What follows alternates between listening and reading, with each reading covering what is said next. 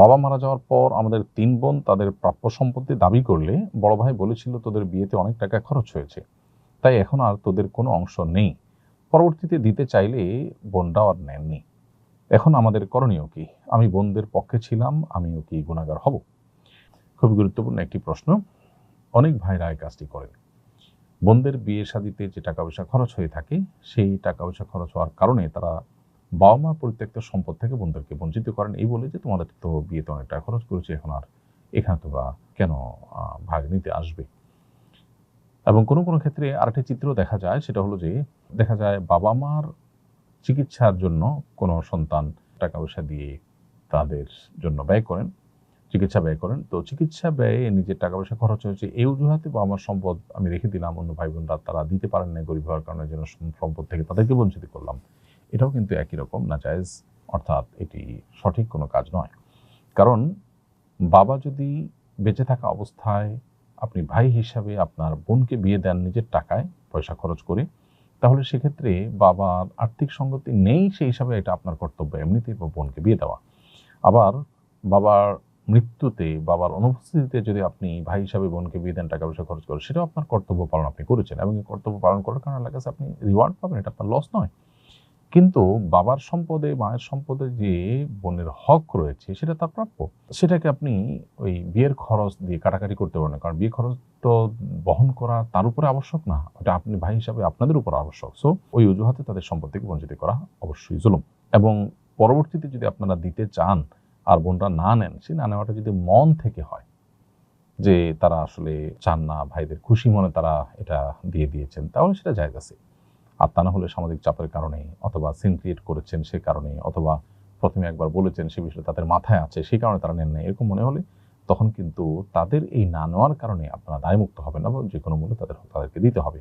আর আপনি তা বোনদের হক দেওয়ার পক্ষে ছিলেন, সেজন্য আপনি গুনাহগার হবেন না ঠিকই, কিন্তু এখন বোনরা যে নেননি, সেই না নেওয়াটা যদি লাজুকতার কারণে, লজ্জাশীলতার কারণে, সামাজিক চাপের কারণে না নেন, তাহলে আপনার হকে যেটুকু আছে বোনদের হক, সেটুকু আপনি তাদেরকে ফেরত দিতে হবে। আর যদি তারা আপনাকেও পরিষ্কারভাবে জানিয়ে দেন তাদের মনে কোনোই এ ব্যাপারে দুঃখ নেই, তারা খুশি মনে ছেড়ে দিয়েছেন, তাহলে সেটা আপনার জন্য জায়েজ হতে পারে। সন্তানের বিয়ের বয়স হলে মা বাবার করণীয় কি? সন্তানের যদি বিয়ের বয়স হয়, তাহলে মা বাবার করণীয় হলো তাকে দ্রুততার সাথে বিবাহের উদ্যোগ নেওয়া, বিবাহের ব্যবস্থা করা, তার জন্য যাবতীয় পদক্ষেপ গ্রহণ করা। কারণ নবী সাল্লাল্লাহু আলাইহি ওয়াসাল্লাম বলেছেন, সন্তানের বিয়ের বয়স হলে তোমরা তোমাদের সন্তানদেরকে উপযুক্ত পাত্র পেলে বিয়ে দিয়ে দাও। উপযুক্ত পাত্র পেলে যদি বিয়ে তোমরা না দাও, তাহলে সেক্ষেত্রে সমাজে যে ফেসাদ এবং যে পরিমাণ ব্যত্যয় ঘটবে, যে পরিমাণ অসুবিধা তৈরি হবে, তার দায়ভার কিন্তু অনেক ক্ষেত্রেই বাবা মাকে বহন করতে হবে, কারণ তারা তাদের সন্তানকে বিপজ্জনকতার দিকে ঠেলে দিয়েছেন। অতএব এই জায়গাটাতে আমাদের সর্বোচ্চ দায়িত্বশীলতার পরিচয় দিতে হবে অভিভাবকদেরকে, এবং সন্তানদের উপযুক্ত হওয়ার পর, বিয়ের উপযুক্ত হওয়ার পর তাদেরকে বিয়ে দেওয়ার জন্য উদ্যোগী হতে হবে, তাদেরকে কর্মমুখী করার চেষ্টা করতে হবে, উপার্জনের ব্যবস্থা করতে হবে, এবং উপযুক্ত পাত্রী খুঁজে বিয়ে দেওয়ার উদ্যোগ নিতে হবে। মেয়েদের বেলায়ও একই কথা প্রযোজ্য হবে। বড় ছেলে আমাদের খোঁজ খবর নেয় না এবং আমাদের সাথে ভালো আচরণও করে না, তাই আমি আমার সমুদয় সম্পত্তি ছোট ছেলেকে দিয়ে যেতে চাই, এটা কি আমার জন্য ঠিক হবে? শরীয়ত কি আমাকে অধিকার দেয়? সন্তানদের মধ্যে যে সমতা বজায় রাখা সম্পদ দেওয়ার ক্ষেত্রে, এটা অনেক উলামা ইকরামের মতে ওয়াজিব। কারণ নবী করিম সাল্লাল্লাহু আলাইহি ওয়াসাল্লাম এক সাহাবী ক্ষেত্রে যখন হেরফের করেছেন, তাকে কিন্তু তিনি ভর্ৎসনা করেছেন, এবং তিনি নির্দেশ করেছেন, আ'দিলু বাইনা আওলাদিকুম ইত্তাকুল্লাহ ওয়া'দিলু বাইনা আওলাদিকুম, তোমরা আল্লাহকে ভয় করো এবং তোমাদের সন্তানদেরকে কিছু দেওয়ার ক্ষেত্রে তোমরা সমতা বজায় রাখো এবং ইনসাফ করো। এর বিপরীতে ফুকাহায়ে আহনাফের মতে এটি উত্তম, তবে ওয়াজিব বা ফরজ নয়। তো এটার উপর ভিত্তি করে যদি কোনো সন্তান ফাসেক হয়, ভুল পথের যাত্রী হয়, ভ্রষ্ট হয়, খারাপ হয়, তাহলে বাবা মা উপহার উপঢৌকন দেওয়ার ক্ষেত্রে তাকে যদি, খারাপ সন্তানকে যদি কোনো কিছুই না দেয়, সেক্ষেত্রে ফুকাহা হানাফি উলামা ইকরাম সেটিকে জায়েজ বলেছেন, যেমন মুফতি শফি সাহেব রাহিমাহুল্লাহ এটিকে জায়েজ বলেছেন, কিন্তু আর উলামা ইকরাম এটিকে জায়েজ বলেন না, এবং অন্যান্য উলামা ইকরাম এটিকে জায়েজ বলেন না। কারণ সন্তানকে সম্পদ দেওয়া এটা বাবা মার কর্তব্য। আল্লাহ তাআলা যে হিস্সা ঠিক করে দিয়েছেন, সেটা আল্লাহর দেওয়া নির্ধারণ, আল্লাহ ঠিক করে দিয়েছেন। অতএব এটা ফরজিয়াতুম আল্লাহ, আল্লাহ নির্ধারণ, এটাকে লঙ্ঘন করার কোনো সুযোগ বাবার নেই। বাবা যেটি করতে পারেন সেটি হলো, সন্তানদের মধ্যে কেউ হয়তো একটু বেশি ভালো, তাকে একটু উপহার দেওয়ার ক্ষেত্রে শুধু ভালো হওয়ার কারণে উৎসাহ দেওয়ার জন্য পুরস্কার স্বরূপ একটু বাড়িয়ে দিলেন, এটা সর্বসম্মতিক্রমে জায়েজ। কিন্তু সম্পূর্ণভাবে বঞ্চিত করবার এখতিয়ার আসলে বাবার বা মায়ের থাকে না।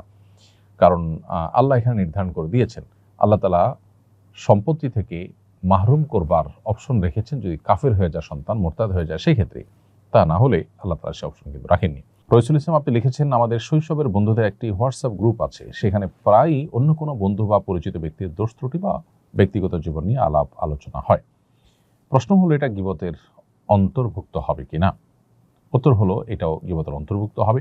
রসিকতা করে, দুষ্টমি করে, বন্ধুরা আড্ডার ছলেও যদি কারোর সমালোচনা করেন যেটা তিনি শুনলে কষ্ট পেতেন বা যেটা তার দোষ, তাহলে সেটা গুনাহের কারণ হবে। কারণ দোষ তার সামনে বলে তাকে সংশোধন করা যেতে পারে, দোষ বলার যে মূলনীতি আছে যাতে তিনি কষ্ট না পান, আঘাতপ্রাপ্ত না হন সেভাবে, অথবা তার পেছনে যদি সমালোচনা করতে হয় সেটি উদ্দেশ্য করা যাবে যেন তার পেছনে সমালোচনা করার মাধ্যমে তার সম্পর্কে সচেতন করা হয়, সতর্ক করা হয় যে অমুক লোকটা এরকম, তুমি সতর্ক থেকো।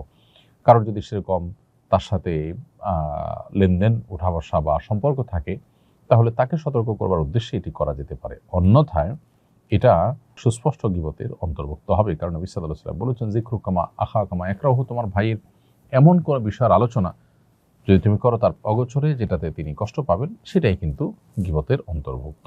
আমার ছেলেকে একটা প্রাইভেট স্কুলে ভর্তি করেছি। স্কুলের এক শিক্ষক ছাত্রদের মাধ্যমে তার সকল পার্সোনাল কাজ করান, জামা কাপড় ধোয়া থেকে নিয়ে খাবার দাবার ব্যবস্থাপনা, বাজারঘাট ইত্যাদি। শিক্ষা প্রতিষ্ঠানে তো আমার ছেলেকে কাজ করতে পাঠাইনি। শিক্ষার্থীদের মাধ্যমে শিক্ষকের পার্সোনাল এবং প্রাতিষ্ঠানিক কাজ করানো কি সঠিক কাজ? ছাত্রদেরকে শেখাবার উদ্দেশ্যে শিক্ষা সংক্রান্ত কাজ যদি করানো হয়, যেটা তার শিক্ষা রিলেটেড, সেটার কোনো শিক্ষার হয়তো প্রয়োগ, কোনো শিক্ষার হয়তো আপনার প্র্যাকটিক্যালের অংশ যদি হয়, তাহলে সেটা তো জায়েজ আছে, বলার অপেক্ষা রাখে না। আর ছাত্রদেরকে শিক্ষার সঙ্গে কোনো সম্পর্ক নেই এরকম কাজ, অর্থাৎ একান্ত ব্যক্তিগত কাজ যেমনটি আপনি বলেছেন, সেরকম কাজ যদি করানো হয় তাহলে সেটা হবে নাজায়েজ। বিশেষ করে ছেলেরা যদি স্বপ্রণোদিত হয়ে না করে এবং তাদেরকে শিক্ষকের অধীনে আছে সেই সুবাদে যদি শিক্ষক তাদের দিয়ে এই সমস্ত করান, তাহলে সেটা হবে তাদের প্রতি অবিচার এবং জুলুম। ছাত্ররা যদি স্বেচ্ছায় কাজ করেন এবং ব্যক্তিগতভাবে শিক্ষককে শ্রদ্ধা জানিয়ে তার কাজ করতে উদ্বুদ্ধ হন এবং শিক্ষকও তাদেরকে আদব, লেহাজ, বড়দের কাজ করার শিক্ষাদানের অংশ হিসাবে সেটি করান, তাহলে সেটা জায়েজ হতে পারে। ফাহিমা তারা আপনি লিখেছেন, গ্রামের বাড়িতে গোবর ও মাটি দিয়ে বাড়ি লেপা হয়, আমরা ওই বাড়িতে নামাজ আদায় করি, এটি কি নামাজ আদায় হবে কিনা? নামাজ পড়ার জন্য যে জায়গায় নামাজ পড়বেন আপনি, সেই জায়গাটা পবিত্র হওয়া জরুরি। আর নামাজের জায়গা দ্বারা উদ্দেশ্য হলো সেজদার জায়গা এবং হাত পা রাখার জায়গা। পুরো ঘর বা বাড়ি পবিত্র হওয়া জরুরি নয়। এরপরে যদি গোবরে লেপা জায়গায় পবিত্র যায় নামাজ, পাটি ইত্যাদি দিয়ে আপনি নামাজ পড়েন, তাহলে তার উপরে নামাজ আপনার হয়ে যাবে। আর যদি সরাসরি গোবর উপরে নামাজ পড়েন, তাহলে সেটা অবশ্য আপনার জন্য নাজায়েজ হবে এবং সেটা আপনার নামাজকে নষ্ট করবে, নামাজ হবে না।